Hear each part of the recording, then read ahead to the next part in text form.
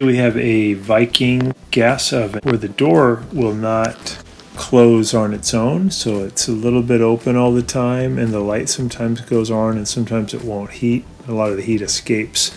So this is due to worn out hinges. We're going to change the hinge, and this is how you do it. This is a little bit different from most Viking ovens. Most Viking ovens, the hinge assembly is located inside the oven cavity. In this case, they're located inside the oven door, so it's a little bit different procedure. I think this might be the only video that shows this. There's little pins that come with the new hinges, and here we can see the part number for the hinges. We'll put a link in the description below the video so you can order these hinges. And you always want to replace both hinges at the same time, even though only one might be worn out.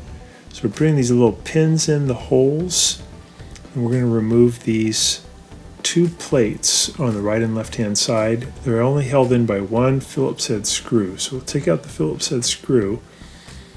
Hey guys, can you take just a second to click on the subscription link below? It really helps our channel, and also the bell notification, so every time we make a new video, we can send it right to you. We make a new video about once every week. Really appreciate that, and if you give us a thumbs up, it'd be great. Thank you. And we can take these little plates off, and then with the pins in position, as we close the door to about 30 degrees, we'll be able to pull the door right out of the oven cavity. Then we're going to put the door on a suitable working surface so we can do the hinge exchange. So we're just pulling out that other cover, get that off to the side, and we're closing the door, and we're lifting and pulling back slightly, and it disconnects.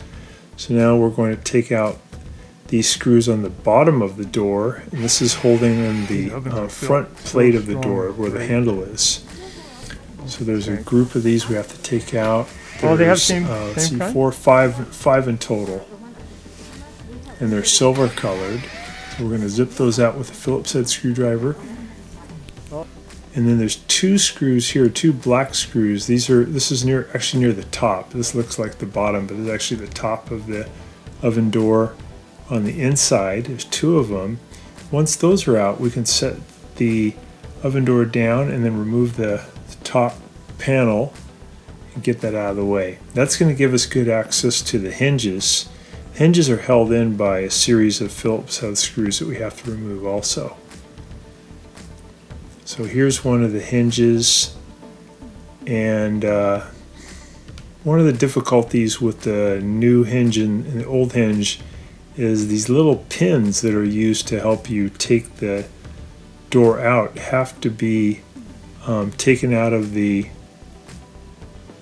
new hinge and put into the old one to help get the door out. But once you get the door out, you then have to take the pin out of the old hinge and reinsert it back into the new hinge. And it's kind of tricky because there's a lot of spring tension.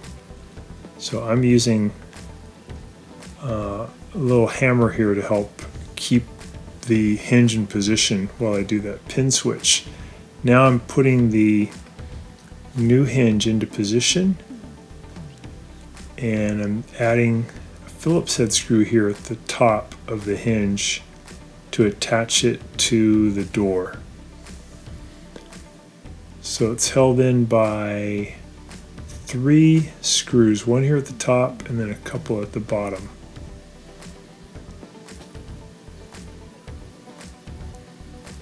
We're going to show how this hinge is removed here in a second when we show the other side.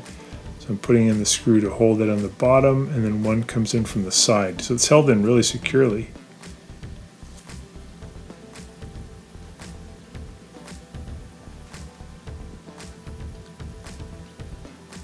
And actually there's one more on the side at the top, so a lot of screws holding that in.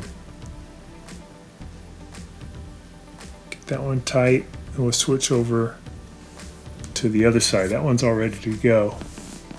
So if you have like a card table or something, it's probably better to do that than on the floor here. We just didn't have a good suitable surface. So this is the old one. We're going to take it out. This shows you how to take the old one out. You have to just zip out those Phillips head screws, one on the bottom, one on the side, another one on the side near the top, and one right in the middle on the top. And once those are out, you can just pull that whole hinge out. You can see on this hinge near the top, the spring is pretty messed up. So that comes out, and then there's a bracket on there that we have to remove, a Phillips head screw, and take that bracket and switch it over to the new hinge because it doesn't come with that bracket. I do that goofy little pin switch because that's what's holding the spring out in a position where I can work with it.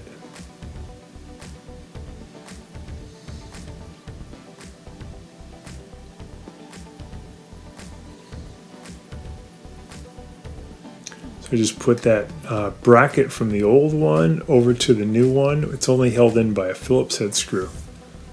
Now I can insert the new hinge and spring into the door, and then I can add those Phillips head screws to hold it in. Just be aware when the door is fully put together, it is pretty heavy, so be careful not to hurt your back when you're taking it on and off of the oven. We're putting in that one screw at the top. You got one at the bottom on the side, putting that in. One on the side near the top. We got one here at the bottom. That's the one that hooks up to that bracket that we added onto the hinge. Zip that one in. Get this one on the side. Oh, I'm sorry, this is on the other spring. This is a little piece of insulation that may have come out when you pulled the panels apart. We're just setting it back in. Now we're putting the front of the door back on, just putting the two halves of the door back together.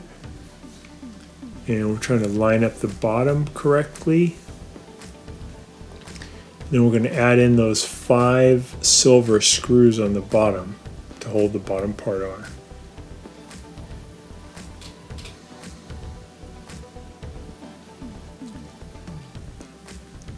This is a double oven, and the upper oven, which gets used all the time, the spring system was worn out and the door would not quite close all the way.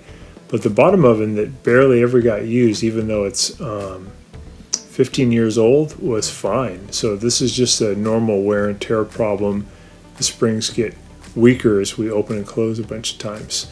So we got all those screws on the bottom, and now we're going to go ahead and add in a couple near the top. Added near the top are black color Phillips head screws. So we get those 2 in, we're done with the door reassembly, and we can put the oven door back into the oven. So just be careful you don't hurt your back. There's a couple little pins that are in the new hinges that are going to keep the little arms open so we can push them into the oven cavity. What I want you to do is to push it in as far as it'll go, almost close the door. Keep playing with it until you feel like the little arms catch some pins on the inside of the oven cavity to hold it. When you feel like that's engaged, then you can bring the oven door down to 90 degrees to make sure that it's locked in. And then it's okay to reach in and pull out the little pins that are in the hole on the right and left side.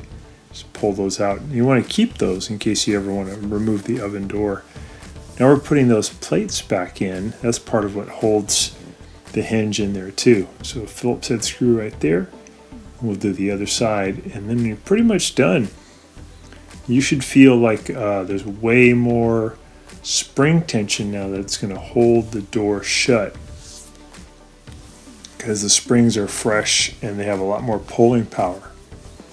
More heat will escape, the light will not go on, and it'll heat just like it's supposed to. Probably get maybe another 10 or 15 years out of that. Thanks so much for watching our video. Please leave any comments or questions in the comment section below. We really appreciate that. We have a really nice video coming up for you right here that I think you'll enjoy, very similar, dealing with appliance repair. So thanks again for watching our video.